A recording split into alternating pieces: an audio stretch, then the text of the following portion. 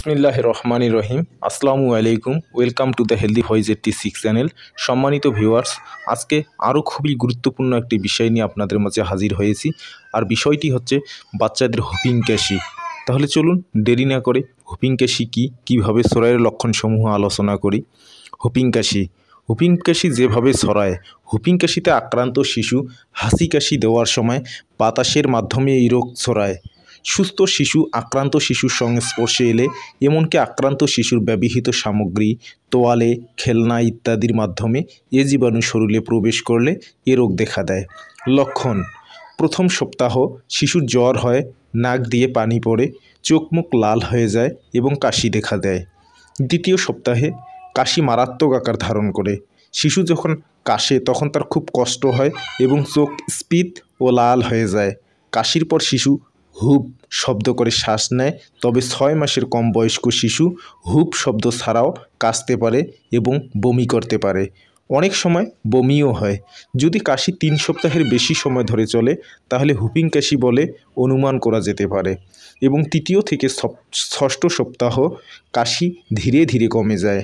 ভয়াবহতা: তাহলে চলুন এবার জেনে নেওয়া যাক হুপিং কাশির ভয়াবহতা কী। হুপিং কাশির ফলে শিশু দুর্বল হয়ে যায় এবং অপুষ্টিতে ভোগে। শিশুর নিউমোনিয়া হতে পারে, রক্ত জমাট বেঁধে শিশুর চোখে সমস্যা দেখা দিতে পারে, শিশুর মস্তিষ্কে ক্ষতি হতে পারে। তাহলে জানুন এই হুপিং কাশি থেকে প্রতিরোধের উপায়সমূহ কী কী।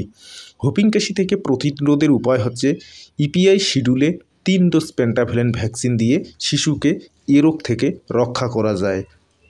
ইপিআই কার্যক্রমে হিমোফাইলাস ইনফ্লুয়েঞ্জা বি অন্তর্ভুক্তির পরে ডিপিটি এবং হেপাটাইটিস বি টিকা আলাদা আলাদা না দিয়ে সম্মিলিতভাবে একটি টিকার মাধ্যমে 5টি রোগের ডিপথেরিয়া, হুপিং কাশি, ধনুষ্টঙ্কার, হেপাটাইটিস বি এবং হিমোফাইলাস ইনফ্লুয়েঞ্জা বি বিরুদ্ধে প্রতিরোধ কার্যক্রম নেওয়া হয়েছে।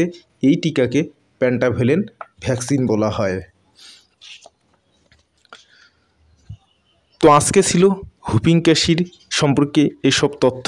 অবশ্যই চ্যানেলটি লাইক, কমেন্ট এবং সাবস্ক্রাইব করে পাশে থাকা নোটিফিকেশন বেলটি ক্লিক করে দিবেন এবং নতুন নতুন ভিডিও এবং তথ্য পেতে আমাদের সাথেই থাকবেন। একটি কথা মনে রাখবেন, বাচ্চা আমাদের দেশের জন্য এবং পরিবার ও সমাজের জন্য খুবই গুরুত্বপূর্ণ। আর বাচ্চার আছে প্রতিটি টিকার ও পাওয়ার অধিকার।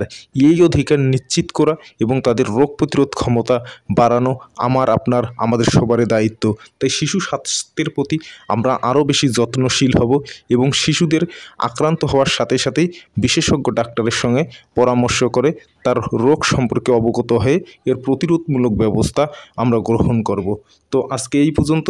আপনাদেরকে অনেক অনেক ধন্যবাদ ও শুভকামনা রেখে এখানে শেষ করছি। ধন্যবাদ।